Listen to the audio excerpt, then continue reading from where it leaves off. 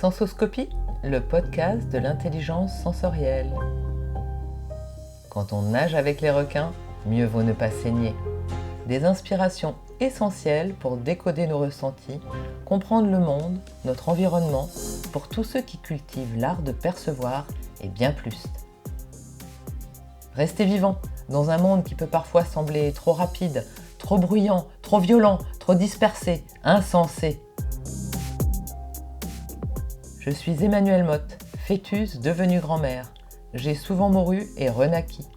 J'ai d'abord été costumière pour tisser des fils et des liens avant de franchir la frontière de l'épiderme et découvrir le costume intérieur qui façonne nos rôles. Équipée de 30 ans d'exploration pratique de nos compétences comportementales, ma capacité à interroger le système sensoriel aide tous ceux qui bloquent dans des situations complexes. Merci d'avoir choisi l'audio pour vous extraire des écrans et favoriser une écoute intime et confidentielle.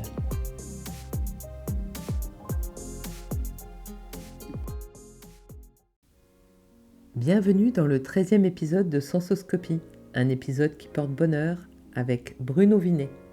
Entre colonies de vacances, engagement collectif et créativité, Bruno Vinet tisse des liens et donne du sens à chaque expérience. Créateur des soirées Tribe to be Inspired, il imagine des événements où partage, inspiration et action se rencontrent. Il croit profondément à la diversité et à la force du partage pour bâtir une société plus responsable. À travers des expériences uniques, il stimule la créativité et l'engagement tant sur le plan personnel que professionnel. Passionné d'écriture, il revisite le récit familial à sa manière avec son deuxième roman, Inch'Allah ou pas. Et pendant le Covid, il a initié L'Évasion, un roman coparticipatif qui a fait voyager les esprits malgré le confinement. Vous l'avez compris, la contrainte rend cet homme créatif et je vais cependant le laisser se présenter librement.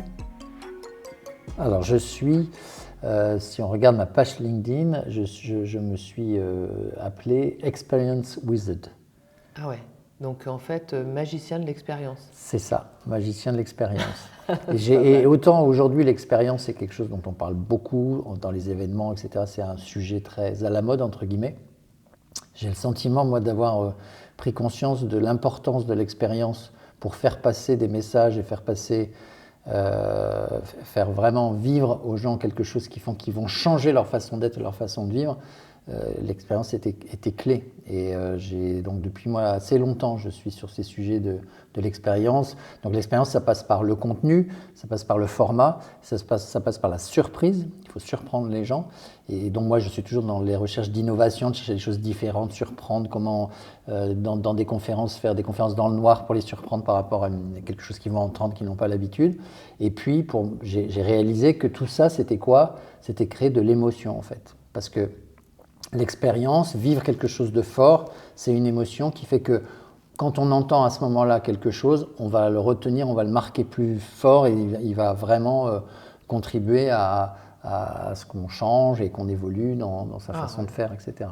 Je vois très bien. Tu es un peu l'expérience sensorielle expert. Voilà. Alors, ce qui est intéressant, c'est que pour moi, le sensoriel, je viens de tellement loin au niveau de mon histoire, de mon enfance, de mon univers, que j'ai du mal à. Je me sentais. On a tous l'impression d'être des imposteurs, mais alors là, j'aurais l'impression d'être un imposteur énorme en donnant ce nom, en me qualifiant de ce mot-là. Ah ouais, ok. Bah écoute, je sais pas. Je vois que tu as amené, en tout cas, la photo que je t'ai demandé de toi enfant. Ouais. Petit garçon. Donc ce petit garçon, il n'a pas de sens. Ce petit garçon, il a 9 ans là, 8-9 ans. Il est sur une plage, il est en colonie. C'est un petit garçon qui a été en colonie à 5 ans, de 5 ans à 15 ans tous les étés, pendant un mois. T'es vraiment un enfant des colonies de vacances. Donc, grande expérience de la colonie de vacances. Donc ça, c'était en colonie. J'allais en général en colonie à la montagne, mais là, mes parents m'avaient envoyé à la mer. Et ce petit garçon, justement, on l'envoyait en colonie tous les étés et il n'a jamais râlé, il n'a jamais posé de questions. Il allait où on lui demandait d'aller. Ce petit garçon, c'était le 5e de 5 garçons.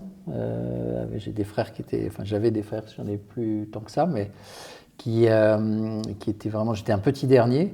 J'avais des parents qui étaient très couple et qui en fait, mes frères étant suffisamment grands, moi, ils m'ont envoyé en colonie pour être tranquille, pour pouvoir faire des choses entre eux tous les deux. Et voilà. Tes frères, du coup, ils faisaient quoi Mes frères, ils étaient ils avaient 10 ans de plus que moi, mes frères, donc ils étaient en camp de scout, ou ils étaient en vacances avec des copains, ou je sais pas, mais ils étaient ailleurs, enfin ils s'occupaient autrement. Donc cette photo, on est sur une plage en colonie de vacances, et donc les autres enfants, c'était copains de colo. C'était des copains de colo, donc des copains que tu découvres quand tu arrives en colonie et que tu quittes quand tu pars. Donc c'est des moments, c'est marrant parce que quand je dis que j'étais probablement pas très connecté avec mes sens quand j'étais jeune, ça c'est des expériences que je répétais tous les ans, qui certainement ont été qui m'ont construit énormément en fait, parce que en plus moi j'arrivais du sud, j'habitais dans le sud de la France. En général, les gens c'était une colonie qui était liée à la société de mon père, donc les gens venaient tous de Paris. Et moi j'étais le seul arrivé du sud, et eux arrivaient tous de Paris. Ils avaient eu le temps de se faire potes dans le bus, dans le train, la façon dont ils arrivaient. Et moi j'arrivais, je connaissais personne, et donc il fallait que je me connecte, j'essaie de passer, de rentrer dans un groupe. Donc c'était un élément dur pour moi, mais c'était à chaque fois, donc je pense que ça a été très très formateur dans ma façon de vivre. Et à la fin, au bout d'un mois, quand tu vis comme ça pendant un mois avec des potes, que tu construis quand même quelque chose d'assez fort. Et c'était souvent, à chaque fois, un déchirement de se quitter, en fait. Parce qu'on savait, en plus, à l'époque, il n'y avait pas les réseaux, donc on ne se voyait plus jamais. Les gens qui sont sur cette photo, à côté de moi, je me souviens, c'était 2 frères. Comme je dis, j'étais jaloux d'eux parce qu'ils avaient des casquettes et que moi, j'avais un bob super ringard. Je me disais, putain, ils ont de la chance. Je disais certainement pas putain, c'est un mot que je ne connaissais pas à l'époque. Je disais, ils ont de la chance, ils ont des casquettes, c'est super branché. Moi, j'avais honte de mon bob. Mais je ne sais plus. Voilà, je me souviens que c'était 2 frères, mais je ne sais absolument plus. Parce qu'après, on t'écrivait pas. Non, on ne s'écrivait pas et on se faisait souvent. C'est un moment fort à la fin des colos. Pour ceux qui ont fait des colos, je suis sûr, ou des camps scouts ou des camps, on avait un petit carnet. Et on se mettait tous un petit mot et on se signait en disant « Ah, Bruno, c'était sympa de te rencontrer, t'es un mec génial, tout ça. » Et puis on s'écrivait ça et puis on repartait avec son petit carnet avec ce que disaient les gens sur soi. On se disait toujours des choses plutôt gentilles, même si on ne se connaissait pas obligatoirement. Mais il y avait ce petit moment de partage et on partait avec ça. Donc c'était un moment assez fort en termes de construction de groupe. Et t'as gardé ces carnets ? Écoute, ils doivent être quelque part. J'en ai gardé. J'en avais gardé un en particulier, mais j'étais plus âgé. Je devais avoir 13 ans parce que j'étais amoureux. C'est mon premier amour de colo, d'une fille qui s'appelait Claire, je me souviens. Elle était plus âgée que moi. Elle devait avoir 1 ou 2 ans de plus que moi, donc elle ne me regardait pas parce que j'étais un petit pour elle. Et j'étais très très amoureux d'elle. Et à la fin, dans ce fameux moment, en plus moi je partais avant tout le monde puisque je partais tout seul de mon côté alors que montaient tous à Paris. Et justement, elle avait signé mon petit carnet et les autres me parlaient de ça. Et après, il m'avait dit qu'elle pleurait quand je suis parti. Donc pour moi, c'était énorme. Parce que j'avais l'impression qu'elle ne m'avait pas remarqué ou qu'elle se foutait complètement de moi. Mais en fait, pas tant que ça, puisque quand j'étais parti à la gare et que les groupes se sont séparés, il paraît qu'elle pleurait et tout ça. Donc, c'est des moments. La colo, c'est des moments très. Quand je dis que j'ai été en colo de 5 à 15 ans, ça paraît fou et pas très. Pas très au niveau affectif, un peu difficile à vivre. Mais finalement, moi, je ne me posais pas de questions. Je prenais ce qu'il y avait de bon à prendre dans ces colos et ça m'a certainement beaucoup formé. Et comme j'étais finalement assez seul chez moi, puisque j'étais le petit dernier, là au moins, je rencontrais des potes et je passais un bon moment. C'est vrai que c'est C'est assez évocateur, cette sensibilité d'apprendre aussi à faire des rencontres, à s'adapter, et puis à se séparer. On sait qu'on ne va pas se revoir, donc aussi une attache intense, peut-être de courte durée, mais en même temps, après, on passe à autre chose et on rentre. Ouais, surtout que je pense qu'à cet âge-là, autant quand on est adulte, on prend conscience que si on a ce genre de vie, on est obligé d'être superficiel, sinon on souffre. Donc on ne faut pas s'attacher trop aux gens et ça oblige à être un petit peu superficiel dans la rencontre avec l'autre adulte parce qu'on sait que si on est trop à fond, on va souffrir. À cet âge-là, on ne sait pas ça. Donc en fait, on avance, on est à fond ou pas, en tout cas on y va et en revanche on apprend. C'est-à-dire que d'une colonie sur l'autre, j'imagine que j'ai appris d'une année sur l'autre à la fois m'impliquer suffisamment avec les gens pour être vrai et avoir une vraie relation avec les gens et ne pas souffrir à la fin souffrir de moins en moins à la fin quand on se quitte. T'as senti ça que selon les âges, tu souffrais moins en les quittant? Je n'ai pas le souvenir de choses vraiment difficiles en fait. Donc je pense qu'effectivement avec les âges, surtout qu'avec les âges, tu construis des amitiés plus fortes aussi parce que tu as ta propre personnalité qui fait que tu connectes avec les gens. Plus tu vois, évidemment, plus tu grandis, moins c'est simple en fait de trouver en plus quelqu'un avec qui tu connectes. Donc quand tu le trouves, tu es content et tu es attaché à cette personne. Et je n'ai pas de souvenir de souffrance quand on se séparait en fait. Donc je pense que oui, j'ai appris petit à petit d'une année sur l'autre à gérer ça. Comment tu fais ça? J'avais en plus, moi je me souviens, il y avait un moment très très fort dans les colonies, c'est quand la mono passait en distribuant le courrier. Et moi je devais recevoir 3 cartes postales de mes parents pendant le mois probablement, maximum. Et il y avait des potes qui recevaient des colis pleins de bonbons, plein de trucs tous les 2 jours, quoi. Et ça, c'est des choses intéressantes à vivre, en fait. Parce que toi, tu es tout content quand tu as ta carte postale. Quand enfin tu en as une, tu l'attends à chaque fois. Ton nom ne vient pas, il ne vient qu'une fois de temps en temps. Et tu vois d'autres et puis tu réalises aussi à quel point ils ne prennent pas conscience de la chance qu'ils ont d'avoir ça, des parents qui leur envoient des trucs tous les jours. Après, si tu réfléchis avec ton cerveau d'adulte, tu te dis, ces parents qui envoyaient des trucs tous les jours, c'était des parents qui culpabilisaient d'envoyer leurs enfants dans une colonie. Alors que moi, ils ne culpabilisaient pas du tout et ils envoyaient 3 cartes postales. Et je n'étais pas triste de ça. Je me disais pas, j'ai pas de chance, ma mère ne m'écrit pas. Je prenais ce qui arrivait. Et j'étais content quand ça arrivait. Et voilà. Donc tu as 9 ans sur cette photo. Ouais. Et si on la re-regarde... Donc il y a ces sensations de rencontre, d'expérience, d'adaptation en tout cas. Si tu regardes ce petit garçon dans les yeux, que tu connectes à lui, est-ce qu'il est fier de ce que tu as fait de toi? Je pense oui. Oui, franchement, je pense que oui. Il n'a aucune idée de ce que je pourrais devenir, ce que je suis devenu à ce moment-là, parce qu'il n'a pas beaucoup de référents adultes et j'ai pas de souvenir de rêve à cet âge-là, tu vois, j'ai pas de souvenir de projection, j'avais donc, je sais pas, 8-9 ans, je me souviens pas m'être dit, je veux voyager, j'ai pas, mais en revanche, je pense qu'en plus, à ce moment-là, c'est un petit garçon qui, pour lui, ce qui est important, c'est d'être au même niveau que les autres, d'être là. Je suis avec deux frères, mes 2 copains, c'est 2 frères cool parce qu'ils ont des casquettes et je suis sur la photo avec eux et ils sont d'accord que je sois avec eux. Je suis content de ça. Déjà, tu es intégré, ouais. Ouais. En fait, ta sensibilité, je dirais, c'est d'être avec les autres et de partager avec les autres. C'est d'être accepté par les autres, et de faire partie, oui, pas faire partie d'un groupe, mais d'être reconnu par les autres. Et aujourd'hui, j'ai tellement de chance d'avoir beaucoup d'amis qui sont des vrais amis. J'ai un réseau à la fois professionnel qui est devenu très amical, de gens que j'aime, de gens qui m'aiment. J'ai souvent l'occasion de réaliser à quel point les gens m'aiment aussi. Et c'est une fierté, c'est une vraie satisfaction, c'est un vrai plaisir.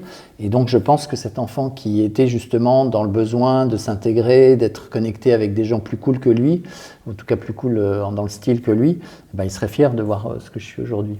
Oui, parce qu'en fait, aujourd'hui, quelque part, cette expérience d'être avec des gens et de partager un moment, que ce soit la colonie de vacances, quelque part, toi, aujourd'hui, dans ce que j'entends du magicien de l'expérience, quelque part, c'est devenu ton expertise? C'est vrai, c'est vrai. Et je me souviens, alors évidemment pas à cet âge-là, mais dans les débuts de ma vie professionnelle où je me suis rendu compte que j'aimais connecter les gens et que j'aimais créer des moments pour les gens, je me disais mais c'est un métier qui n'existe pas. Quand tu as 25 ans et que tu es dans une boîte et que tu commences déjà à te faire chier en tant que salarié, tu te dis mais qu'est-ce que j'ai envie de faire? À quoi je suis bon? Et là on te dit à quoi tu es bon en fait. Tu fais un bilan de compétences, on te dit à quoi tu es bon. Et tu dis, je suis bon à connecter et à créer un moment. Et puis tu dis, mais oui, mais ça n'existe pas, c'est un métier qui n'existe pas. Il faut ouvrir un bar. Alors voilà, tu peux ouvrir bois un bar, pas. mais moi je bois pas. Alors. Mais en fait, si, j'ai créé un projet qui m'a fait découvrir cet univers-là, qui m'a fait apprendre dans cet univers de l'expérience, qui m'a donné de la légitimité dans cet univers de l'expérience. Et aujourd'hui, j'en vis, c'est mon métier. Et c'est un métier, j'aurais jamais pensé que ça existait en fait. Donc c'est voilà. Et comment c'est arrivé de créer un métier qui n'existait pas? Tu as suivi quelle intuition, si je peux oser le mot? En fait, c'est dans mon histoire, en fait, il y a un moment, donc je suis parti vivre à l'étranger. Je suis parti vivre en Australie assez longtemps. Et quand je suis revenu, donc je suis parti avec ma femme et mes 3 enfants. Et quand on est revenu, j'ai eu envie. J'étais dans les médias avant, dans la presse surtout et dans l'édition. Et quand je suis revenu, j'ai pas eu envie de remettre. On est parti 5-6 ans. Et quand on est revenu, j'ai pas eu envie de remettre mes pieds où ils étaient. J'avais envie de faire quelque chose avec du sens. Déjà, j'avais 40 ans, je sais pas, je devais avoir 44 ans, 45 ans, 43 ans. Et je me suis retrouvé à diriger un événement qui s'appelle le Women's Forum. Je n'avais jamais fait ça de ma vie, mais j'ai découvert l'intérêt de ces événements à fort contenu, à forte valeur ajoutée, où il se passe quelque chose de très fort dans le programme, mais surtout où tu vois ce que j'appelle la magie de mettre les gens ensemble. C'est que tu as pendant 3 jours 3000 femmes qui viennent du monde entier, qui viennent d'univers complètement différents et qui repartent au bout de 3 jours avec la pêche.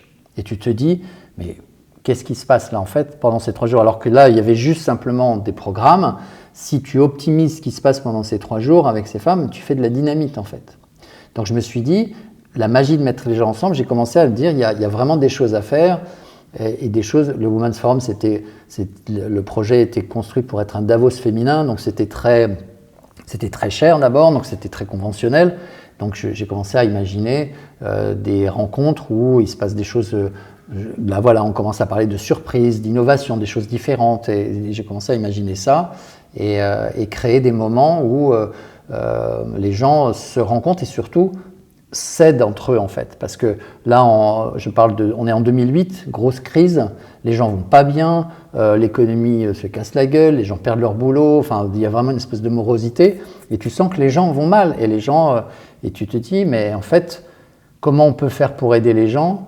Déjà les prendre par la main et leur dire t'es pas tout seul, ton voisin il peut t'aider, quelqu'un que tu connais pas, juste parce qu'il va t'écouter avec bienveillance, il peut t'aider, tu peux les inspirer en leur présentant des histoires, en leur racontant des histoires de gens qui ont fait des choses, qui se sont pris en main, donc c'est vraiment ce cheminement que j'ai eu qui a fait que j'ai vraiment avancé dans cette expérience et dans cette expérience, il faut le dire, autour justement de l'expérience. Faire vivre aux gens quelque chose qui va les aider à avancer, à se prendre en main et à bouger dans leur vie, quoi. Sachant qu'il y a un écueil quand tu fais ça, c'est de faire très attention à ne pas impressionner les gens, les gens n'avancent pas tous au même niveau. Donc en fait, au début, évidemment, tu imagines complètement que les gens vont avancer d'un pas, tout le monde va avancer d'un pas. C'est faux, ça ne marche pas. Il faut être très humble.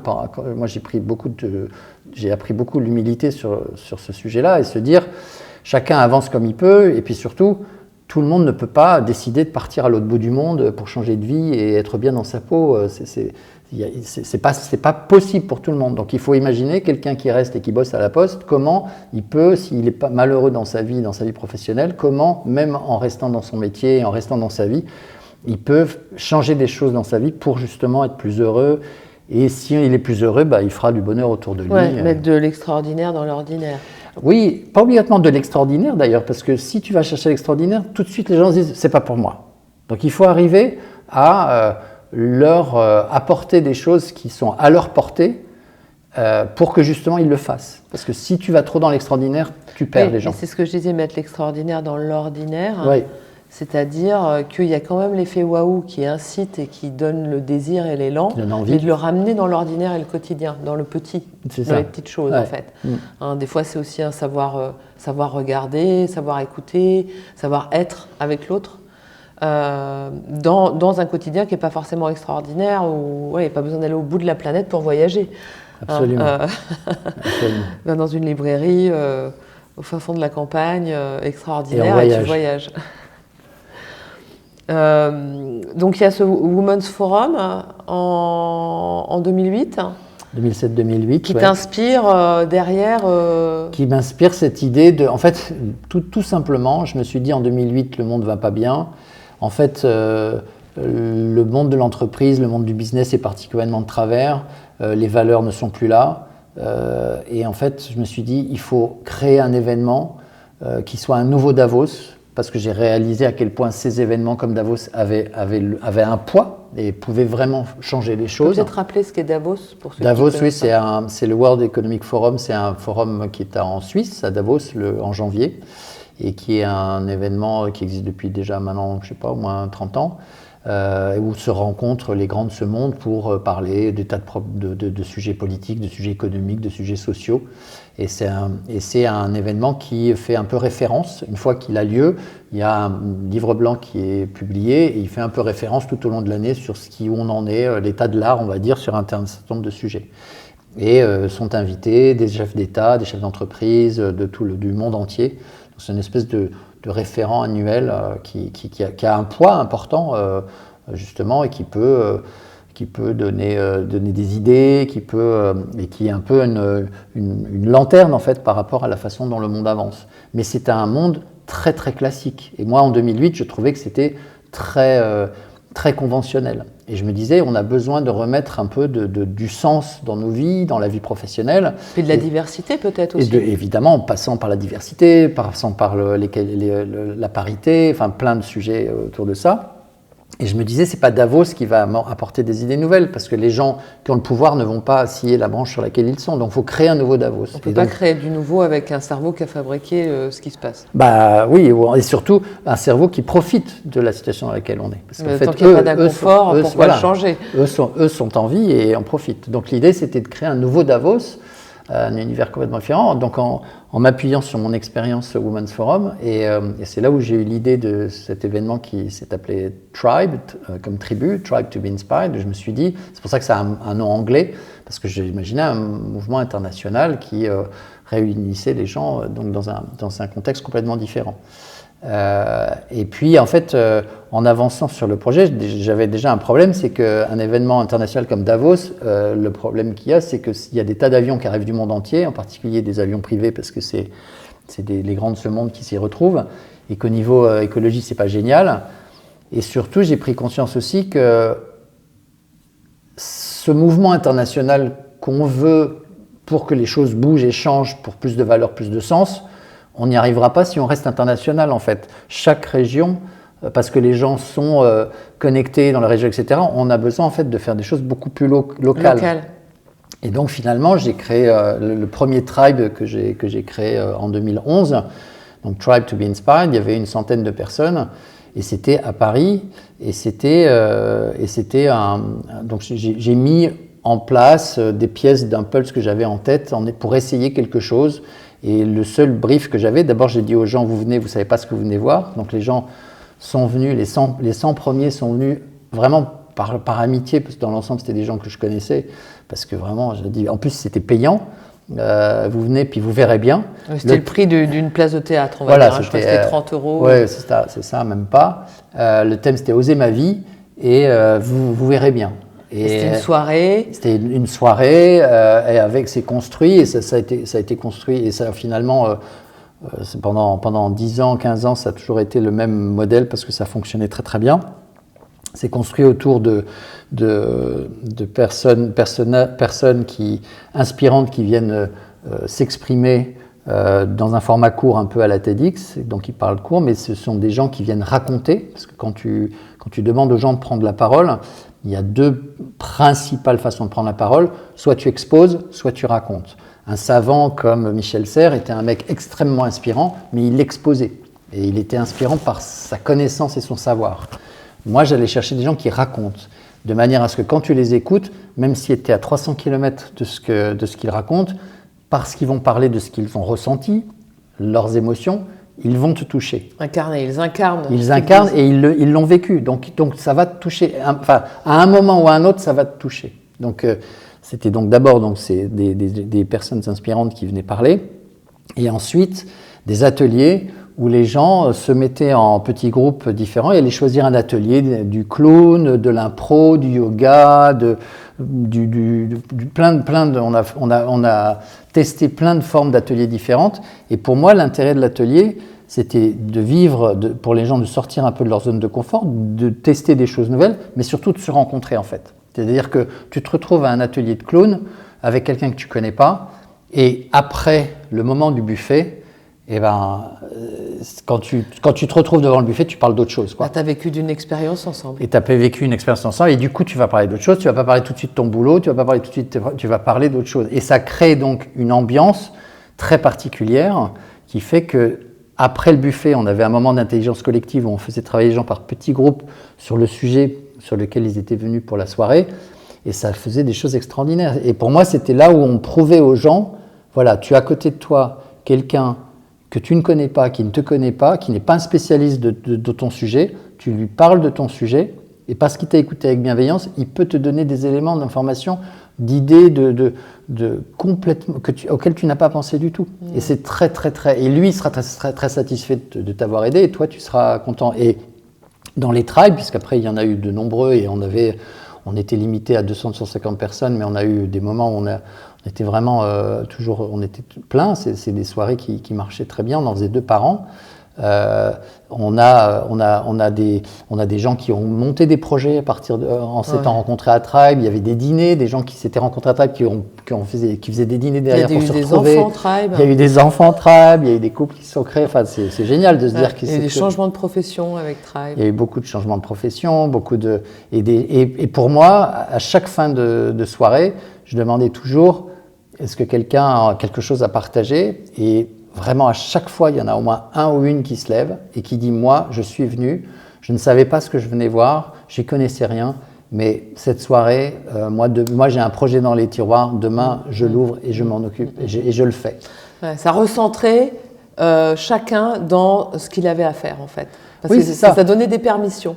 Ça donnait des permissions, en fait, ça faisait du bien, en fait, et c'est vraiment, moi, l'objectif de Tribe, c'était pas plus que ça, c'était faire du bien aux gens. Et donc, après, ça a été vraiment une expérience, c'était vraiment, enfin, là, c'est vraiment la preuve que l'expérience fait du bien aux gens, en fait, et leur permet de repartir avec de l'énergie, en fait. Ah, c'est une petite colonie de vacances. J'avais pas mon bob, j'aurais dû prendre mon bob. J'ai jamais pensé à mettre mon bob.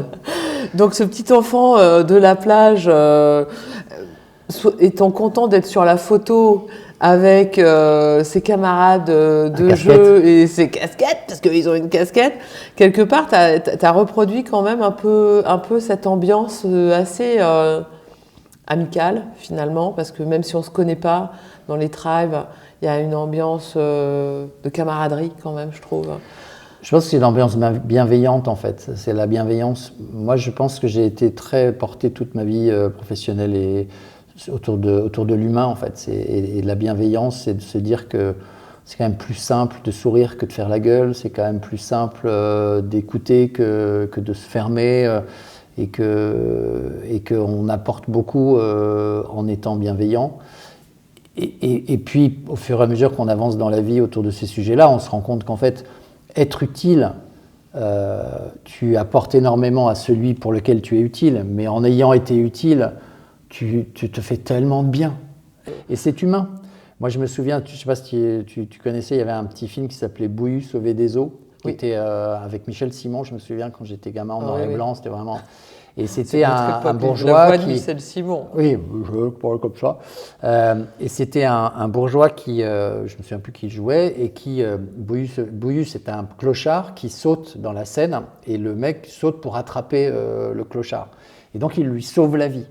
Donc, et ce qui est très intéressant dans cette petite pièce, c'est que celui qui sauve la vie, celui qui a la vie sauvée devrait être encore plus heureux et content d'avoir été sauvé. Et en fait, on se rend compte à quel point celui qui profite le plus de ce qui s'est passé, c'est celui qui a sauvé. Ces expériences permettent aussi des temps de rencontre avec un dispositif particulier où l'attention à l'autre, l'expérience partagée va permettre aussi de redynamiser cet élan-là, de comment faire ensemble, prendre soin les uns des autres, s'écouter, partager et agir ensemble, chacun selon sa particularité, sa singularité et sa diversité.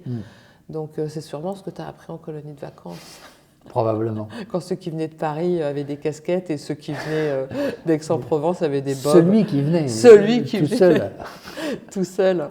Est-ce qu'il y a d'autres expériences qui pourraient naître de cette expérience de Tribe? Comment tu aimerais le faire évoluer toi? Ou comment ça te fait évoluer toi aujourd'hui?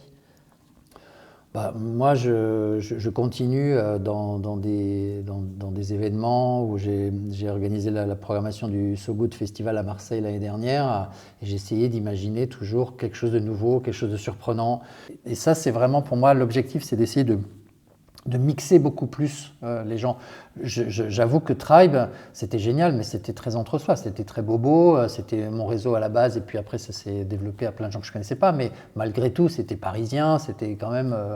et c'était ma frustration, c'était de dire comment on fait pour aller chercher d'autres gens très différents, pour profiter de leur expérience et de les entendre, les écouter et échanger.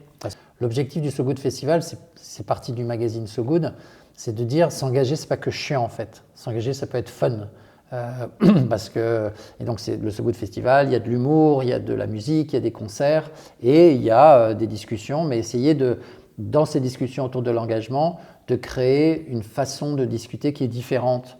Moi, je suis allé chercher des humoristes qui font du stand-up et je les ai fait discuter avec un expert. Je leur ai dit avant l'été, vous travaillez tous les deux sur un sujet important comme comment calculer son empreinte carbone, comment j'ai du pouvoir avec ma carte bleue, mais vous travaillez ensemble, l'humoriste et l'expert, vous travaillez ensemble et vous me faites quelque chose qui du coup va être très différent. Mais du coup, après c'était présenté sous forme... Et du coup, tu avais 2000 personnes qui étaient là au niveau il y avait 2 jours de B2B avec 600 personnes, et puis le samedi, c'était grand public, où tu avais à peu près 2000 personnes qui étaient là, et donc là, c'est des conférences, donc après, on était contraints dans le lieu. Moi, j'aime bien quand je crée des conférences à ce que ça se passe au même niveau, qu'il n'y ait pas de scène, que tout le monde, tu vois. Bon, là, on était un peu contraints dans des scènes un peu classiques, mais qui étaient avec des gradins. Mais on a essayé vraiment de faire des formats différents. On a parlé de biodiversité dans le noir, donc avec Tariq et Yolène Delabigne. Tariq Tchekchak et Yolène Delabigne, qui ont parlé de biodiversité dans le noir en faisant écouter des bruits d'animaux et de leurs enfants, de leurs bébés, et de demander aux gens de se projeter et de prendre conscience de ce qu'ils écoutaient justement sans les voir. Sensoriellement, ça a été un grand moment. Une grande expérience sensorielle. Ouais, voilà, un grand moment. Et alors, sur le sensoriel, je voulais faire aussi une expérience dans le noir avec Nadia Samut, qui est donc la chef étoilée, une première chef étoilée sans gluten, bio, qui est une femme formidable, qui a un restaurant dans le Luberon, et avec un chef qui est à Marseille, un chef du Gabon, je crois, à Marseille.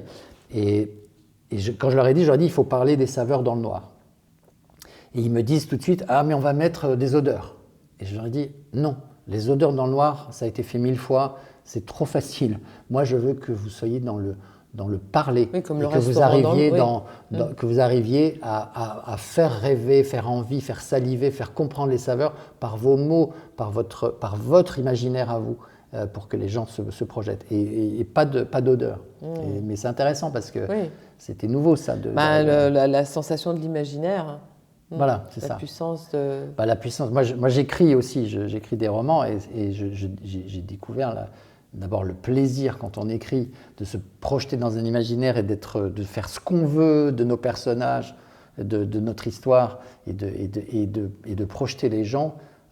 Il n'y a pas de plus grand bonheur quand on est écrivain d'avoir quelqu'un en face qui a lu ton bouquin et qui te dit « Ah, mais alors moi, j'ai ressenti ça. » Et tu te dis « Mais c'est dingue, j'ai réussi par les mots à créer une émotion, à créer un sentiment que quelqu'un qui, juste en lisant mes mots, a réussi à attraper, quoi. » Et ça, c'est par l'imaginaire. Et moi, j'adore utiliser les mots pour projeter les gens dans leur imaginaire. Mais moi, du coup, je me suis réfugié beaucoup dans l'imaginaire. J'écrivais énormément j'écrivais beaucoup d'histoires, de sagas, mais en faisant des arbres généalogiques, en inventant des noms. En faisant des arbres généalogiques, oui, mais c'est-à-dire c'était avec des noms. Alors, ils disaient, voilà, ce nom-là, j'inventais les prénoms, j'inventais les noms de famille, et puis j'inventais les dates, et puis il se mariait avec un tel, et puis il y avait tant d'enfants qui se mariaient avec un tel. Mais tu construisais des histoires familiales. Ouais. Mais sans raconter l'histoire, juste en Mais d'où ça t'est venu, cette histoire d'arbre généalogique? Je sais pas. C'est impressionnant quand même, parce que... Je dessinais des villes entières, je dessinais des maisons, et c'était marrant parce que j'étais pas dans les mots à ce moment-là, j'écrivais pas un récit, je me racontais des histoires et j'avais besoin d'écrire qui était dans l'histoire et je me racontais. Comme on construirait un scénario avec le casting, avec des gens qui vont jouer ça. Avec effectivement un arbre généalogique d'une famille dont on va inventer l'histoire. Et j'ai commencé à écrire plus tard, quand en première j'ai découvert vraiment la littérature avec Le Rouge et le Noir ou L'éducation sentimentale, qui sont vraiment deux livres qui, je me souviens, m'ont complètement fait découvrir que par le mot, tu pouvais vraiment projeter les gens. J'ai adoré cette expérience de lecture et de belle littérature. Et c'est ça qui m'a donné envie d'écrire. Et voilà. Et après, j'ai écrit à ce moment-là. Malheureusement, j'ai fait lire mon manuscrit à mon père, qui, je ne sais pas ce qu'il m'a dit, mais j'ai pu toucher un manuscrit pendant 20 ans. Donc je pense qu'il n'a pas dû beaucoup. Il avait de l'influence en tous les cas sur toi. Il était très moralisateur. Il était pas très. Il m'a probablement pas beaucoup, porté, quoi. En tout cas, certainement pas sur ces sujets-là. Et comment est revenue l'écriture alors ? Elle est revenue quand je vivais en Australie. J'ai eu envie c'était les tout débuts des blogs, et j'ai eu envie d'écrire un peu la vie que je vivais là-bas. Et j'avais ma fille qui était sur un Skyblog, donc je découvre les blogs par le Skyblog, et je vois que c'est très simple d'écrire. T'as pas besoin d'être doué en code pour faire la page, tu écris et puis ça se met en... Et donc j'ai commencé sur Skyblog, un petit blog sur la vie là-bas, et puis après je suis passé au bout de quelques ans, je suis passé à un autre niveau et j'ai créé un blog qui s'appelait Le Cri de la Grenouille, avec un 2 comme le chiffre, parce que c'était le deuxième blog que je créais, et je faisais une petite... un billet d'humeur très très ramassé en termes de nombre de signes. Je me contraignais très précisément un nombre de signes et je postais ça une fois par semaine en français, et ça a eu un succès de dingue en fait, parce que je pense que c'était les débuts des blogs, il n'y avait pas énormément de Français en Australie qui faisaient des blogs à ce moment-là, et j'ai eu beaucoup de gens qui sont venus lire, et donc j'ai écrit, et tout de suite j'ai été dans une situation où les gens ont lu ce que j'écrivais en fait. Et donc j'ai pris confiance dans ce que j'écrivais, parce que j'avais des gens qui me répondaient en disant « c'est vachement bien ». Et ça m'a donné envie d'écrire une histoire, et j'ai commencé un premier roman à ce moment-là. Qui s'appelait ?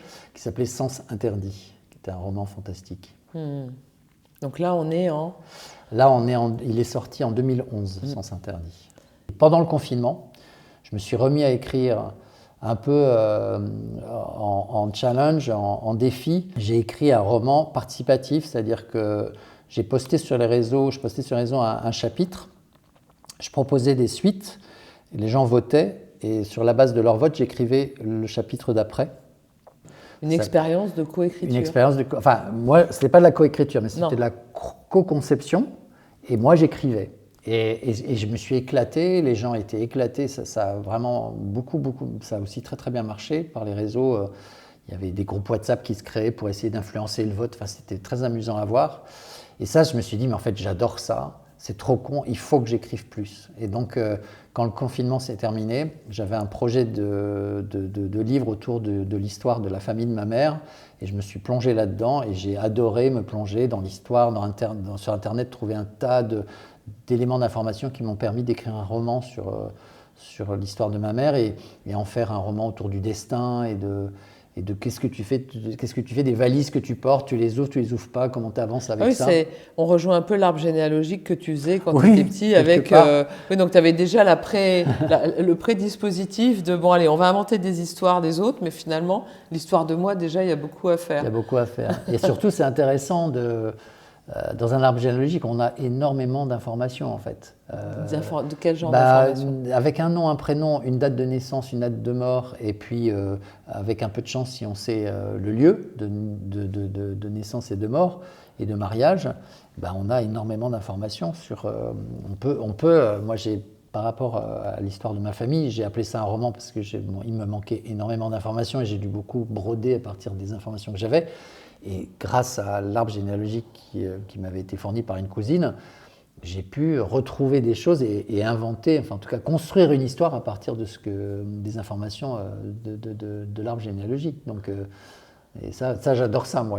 Je dois imaginer quelque chose, tu as une contrainte en fait, tu as 3 éléments et puis qu'est-ce que tu écris avec ça?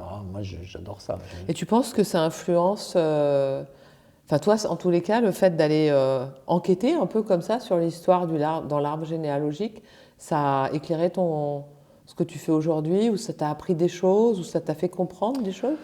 Je pense, oui. Alors déjà, il y a quelque chose d'assez intéressant, c'est que c'est donc l'histoire, il y a 5 chapitres avec une génération par chapitre, et donc c'est la filière de ma mère.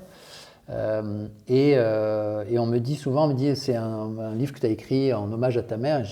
Et en fait, ce qui est très très curieux, c'est que je n'ai à aucun moment pensé ça. Donc effectivement, ma mère est le fil rouge de l'histoire, mais je n'ai pas du tout pensé ça. Et au moment où on a fini avec l'éditeur de relire, et on était prêt à l'impression, il me donne la dernière version. Et moi, j'avais mis une dédicace pour mes petites filles, et lui me rajoute une dédicace pour ma mère.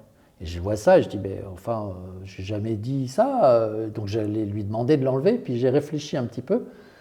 Et en fait, oui, en fait, ce livre, je l'avais écrit en fait pour ma mère. Et ce qui est fou, c'est que inconsciemment, quoi, c'est lui qui m'a mis le doigt dessus, et donc je l'ai laissé en dédicace. Mais moi, j'avais envie de raconter, j'ai en particulier un arrière-grand-père qui a une vie complètement dingue, j'avais envie de raconter son histoire parce que je trouvais ça génial de le raconter. Mais il se trouve qu'à partir de ça, je me suis retrouvé avec quelque chose d'assez fort dans la relation avec ma mère. Ma mère est morte en plus avec Alzheimer. Ma mère, je la voyais, j'avais un rapport assez distant avec elle. Et c'est sûr que par ce livre, je me suis certainement... Elle était morte depuis longtemps quand le livre est sorti, mais je me suis certainement beaucoup rapproché, mais sans le vouloir. Ça n'était vraiment pas mon objectif en écrivant le livre. Mais il se trouve qu'au résultat, il y a quelque chose comme ça. J'ai aussi retrouvé des liens en termes de personnalité avec des gens de ma famille que je n'avais pas imaginé en fait. Et je me suis retrouvé dans certains de mes ancêtres. Tu veux dire que quelque part ça donne des repères, de se sentir familier avec une lignée? Je pense que c'est surtout, c'est encore une fois cette histoire de valise en fait. C'est-à-dire que une valise... Qu'est-ce qu'il y a dans les valises? Voilà, et la valise, c'est pas obligatoirement lourd. Parce que quand on a tendance à parler de valise dans la famille, on se dit, on a des bagages lourds, mais c'est pas obligatoirement lourd. Il peut y avoir des jolies choses dans les bagages et dans les valises. Ça dépend de la perception qu'on en a. Et c'est à toi de décider ce que tu en fais. Voilà. Et je me dis que c'est vrai que dans l'histoire des familles, tu as aussi toute la culture qui t'a été véhiculée. Les croyances, selon l'environnement, si tu es né dans la campagne, si tu es né dans la ville, si y en a un qui a échoué, l'autre qui a tué le voisin, ou j'en sais rien, moi. Complètement. Et d'ailleurs, mon livre, ce livre-là s'appelle Inch'Allah ou pas, parce que mes parents, ma famille était en Afrique du Nord, et Inch'Allah, je l'ai entendu toute mon enfance. Et quand tu réfléchis... Alors moi, Inch'Allah, ça devenait un mot qui ne voulait plus rien dire. Mais quand tu fais Inch'Allah, ça veut dire que c'est Dieu qui décide en fait. Donc c'est pour ça que j'ai trouvé ça intéressant. Inch'Allah dans une famille super catho, c'était drôle. Oui, en plus, oui, c'est vrai. Mais c'est vrai que c'est quand même de dire Inch'Allah à tout bout de champ, comme ça arrive beaucoup d'ailleurs dans les pays arabes, c'est quand même une culture de vie particulière, de dire que c'est Dieu qui choisit en fait. Donc en fait, tu choisis pas, c'est Dieu qui choisit, c'est pas toi qui décides. Oui, c'est comme toi, tu arrives à la colonie de vacances, c'est pas toi qui as choisi, donc tu fais ce qu'il y a à faire. Exactement.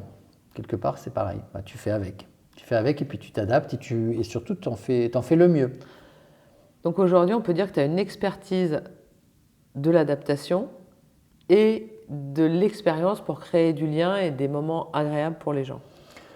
Oui, après, heureusement, on a toujours à apprendre et à faire mieux. Et puis surtout, les générations bougent, les gens changent. Et ça, je trouve que c'est passionnant, en fait. Tu vois, et moi, je me souviens quand j'avais 25 ans et que je commençais dans la vie professionnelle, les gens plus âgés, moi, j'ai pas eu le droit de prendre la parole avant 30-35 ans, parce que les gens plus âgés considéraient qu'on ne savait rien et que donc on ne s'intéressait pas à nous.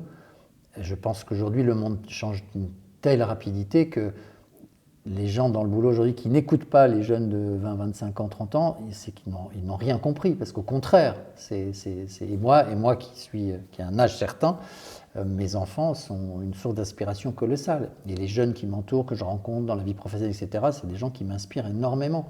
Moi, j'aurais envie qu'il y ait beaucoup plus d'échanges, beaucoup plus d'écoute des différentes personnes qui constituent le monde des citoyens. Moi, je trouve que, par exemple, la Convention citoyenne pour le climat était un super projet, une super idée, qui a été en plus vraiment qui a donné des résultats vraiment passionnants. Et c'est insensé qu'on n'en ait rien fait, quoi, que le pouvoir, pour une raison que je n'ai toujours pas comprise, n'en ait rien fait. Et ça, pourquoi c'était génial, c'est parce qu'on donnait la parole à tout le monde et surtout à n'importe qui en fait. Moi, je trouve qu'on finit par avoir la trouille de donner, même dans le monde de l'entreprise, tout le monde a un avis. Elle a un avis, elle a une idée, elle a une expérience, elle a un vécu qui fait qu'elle a des choses à dire qui peuvent intéresser. Et en fait, il y a eu une époque où on parlait d'une démocratie. La vraie démocratie, c'est en fait, c'est pas des élections. La vraie démocratie, c'est de prendre des gens au hasard dans la population et les mettre au pouvoir. Finalement, parce que le problème, le biais de la démocratie aujourd'hui et des élections, c'est que pour se faire élire, il faut se faire aimer. Pour se faire aimer, il faut dire des choses que les gens ont envie d'écouter. Donc déjà, on part de travers. Comment tu dirais aujourd'hui que tu écoutes est-ce que tu as l'impression d'écouter ton système sensoriel? Beaucoup plus qu'avant, certainement. Je pense que j'ai beaucoup appris dans mon rapport à mes sens par mes enfants, en fait, en étant père. J'ai compris, grâce à la femme qui est la maman de mes enfants, avec laquelle j'ai vécu 25 ans, qui, elle, venait d'une famille où c'était très, très, très vivant et ça bougeait beaucoup, il y avait beaucoup les sens étaient très, très, très exacerbés. Elle m'a appris, j'ai accepté qu'elle m'apprenne aussi, parce que j'aurais pu me fermer, à me connecter à mes sens et à mes émotions, et pour mieux me connecter avec mes enfants et créer une relation avec mes enfants qu'aujourd'hui, j'ai la chance d'avoir une relation avec mes enfants absolument géniale. Et je sais que, vu d'où je venais, j'ai eu la chance de prendre conscience que c'était important et du coup Donc tu relis les sensations à l'émotion et à la qualité du lien. Oui. La qualité du lien et puis ce que ça t'apporte, quoi. Et puis être présent. Enfin, il y a aussi avec la notion d'être présent au moment, quoi. C'est-à-dire que la vie passe, on n'est pas éternel. On a autour de nous, plus on avance dans la vie, plus on a autour de nous des gens qui disparaissent. Et moi, je dis, le plus beau respect qu'on peut offrir aux gens qui s'en vont, c'est de vivre. parce qu'eux ne sont plus là. Et finalement, la vieillesse, c'est difficile à supporter, mais finalement, la vieillesse, c'est une chance. Parce que vieillir, ça veut dire qu'on est toujours en vie et qu'on donc peut profiter de la vie. Et donc, c'est profiter du moment. Et donc, dans la relation avec les enfants, c'est aussi ça, c'est profiter de l'enfant, profiter de la relation qu'on a avec lui, parce qu'à un moment, il s'en va, il passe à autre chose. Et c'est pas parce qu'il s'en va aussi, par rapport à beaucoup de gens autour de moi qui ont des enfants qui s'en vont et qui, tu sens que les parents paniquent parce que les enfants quittent le nid. Je dis, bah non, on a notre vie, quoi. On continue à avancer. Moi, j'avais une image, j'avais écrit justement sur mon blog une image, je disais que être parent, c'était être comme un porte-avions. Parce qu'en fait, le porte-avions, il est solide, il avance dans la mer déchaînée, et les petits avions, ils viennent, ils savent qu'ils partent, ils reviennent, ils savent que ça va être solide, que ça tient.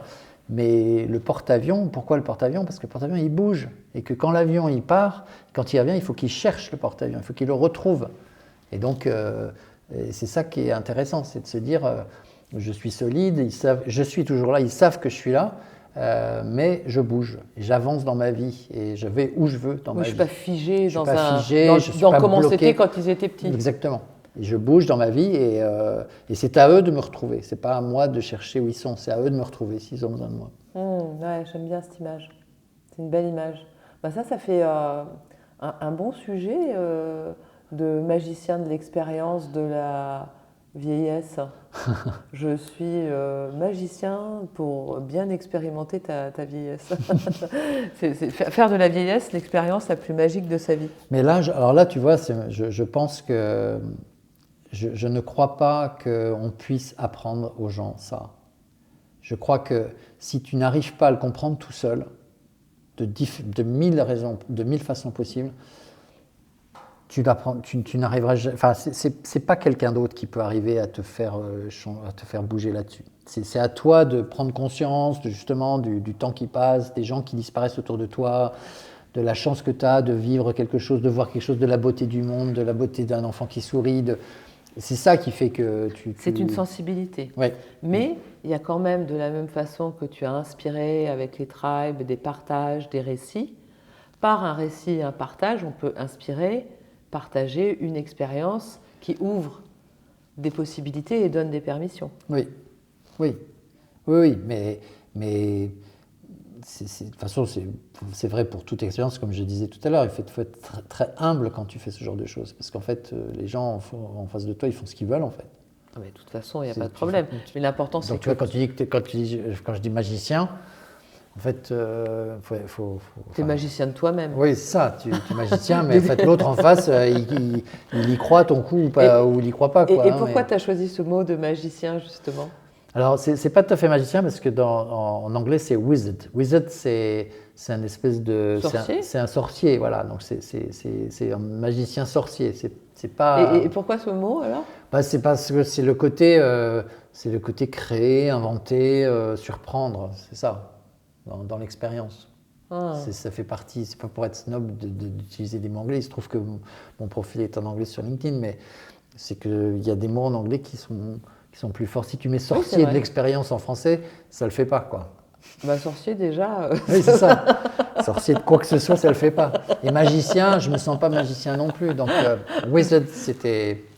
Je trouvais que voilà, c'était plus... Magicien d'Oz, c'était peut-être un rapport avec l'Australie aussi. Ah oui, d'Ozzy. Ozzy. Merci Bruno pour ce partage d'expérience. Ouais, voilà. Merci à toi Emmanuel, ça m'a fait très plaisir de discuter de tout ça. Moi je te souhaite plein de belles expériences. Merci. Et puis plein de partage, plein de diversité et plein de créativité. Et bravo pour ce que tu fais, c'est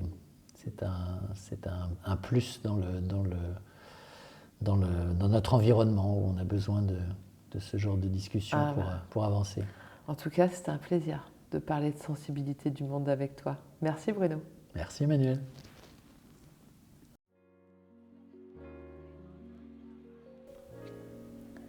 C'est sur ces mots pleins d'espoir et de défis que nous clôturons cet épisode. L'histoire de Bruno Vinet nous montre que la magie des rencontres et des événements n'est pas simplement un moyen de se rassembler, mais aussi de se transformer, d'agir et de changer. Nous espérons que cet épisode vous a donné l'envie de créer, de partager et de faire bouger les lignes autour de vous. N'oubliez jamais que l'émotion et le collectif peuvent être les déclencheurs de grands changements. À vous de jouer maintenant. Inspirez, agissez et surtout n'arrêtez jamais de rêver, ensemble. N'hésitez pas à partager cet épisode avec vos tribus élargies et abonnez-vous pour ne pas rater les prochains épisodes. Rendez-vous le 9 mars avec, oh là là, encore de l'intelligence sensorielle de compétition. Trop hâte d'explorer avec vous ces multifacettes de la sensibilité de l'humanité. À très bientôt!